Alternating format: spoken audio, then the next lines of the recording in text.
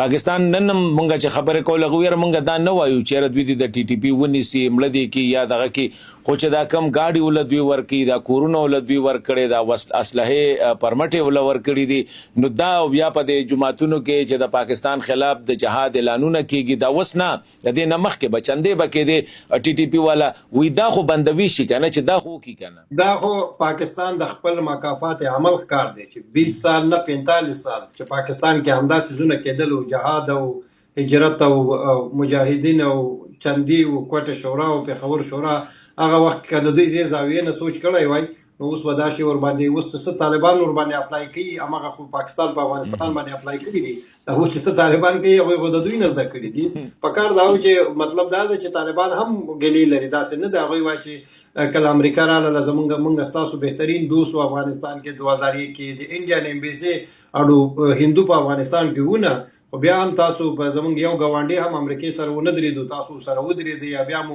پاکستان کې یو قسم د پناه راکړه خو نیم به مو نیولو نیم به امریکای ته حواله کولو ملا برادر مو 12 سال هلته په جیل کې وساتلو ملا عبید الله په جیل کې مرسو منصور پاکستان کې ووجل شو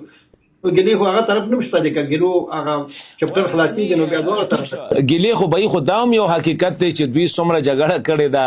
څومره دغه کړې ده نو هغه هم د پاکستان په ملا باندې خبره په شا باندې کړې ده کنه نو هغه باندې خو دې پخېمانه دي اوس خو ټول پخېمانه دي چې خپل کسان ولې د پاکستان په کهنی او د پاکستان په وینا او د امریکای په ډالرو باندې کړه کمونستانو وخت کې هغه ویندا مطلب دا دی چې 5 میلیون ریفیوجیز پاکستان کې اوسېدلو 15 میلیون مهاجر دی مطلب دا نه و چې تا د 35 میلیون افغانان یا 15 میلیون افغانانو سره د جنگولو دا کم کمال وو نو 15 میلیون خو ټیک شته ملګری شول خو 15 میلیون خو ځان دشمنان کړلو ما مطلب دا دی چې کثیر تاریخ ته زو ګلې دوالو طرف نشته دي پاکستان هم داسې پاکباز نه دی دوی هم ډبل گیمونه کړی دي افغانانو سره هم کړی دي انټرنیشنل کمیونټي سره هم کړی اوس زه وایم چې طالبانو ته پکار ده چې افغانان نو ټربل کې وانه چې مشکلاتو کې وانه چې هر طریقې چې وي د ټي ټي پی نظام په یو طریقې اخلاص کې ټیک د پاکستان طالبان وایي چې دا پاکستانیان دي ولاړ شي خپل مسله د پاکستان سره پاکستان د نه حل کې او افغانستان د لپاره د بیا مشکلات نه جوړي زه امید کوم چې دغه واقعیت وروسته ټي ټي پی ولا خپل د احساس کې چې د دوی د وجه د مشکلات جوړیږي دوی په خپل د افغانستان نه راوځي ولو که طالبان ازروي مراوت ورته وینا هم نکي او هغه کتل چې دوی یو لکه جنجال برانګیز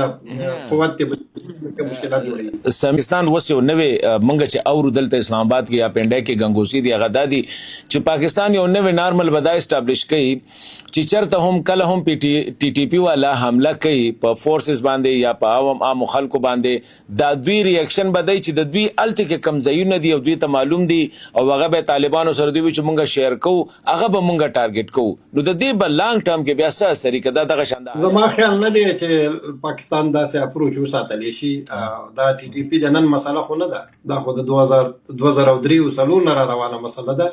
او وسه پوری چې تا ټارګټ کړی دی هغه کې د کم حاکم بیت المفتی مسعود یا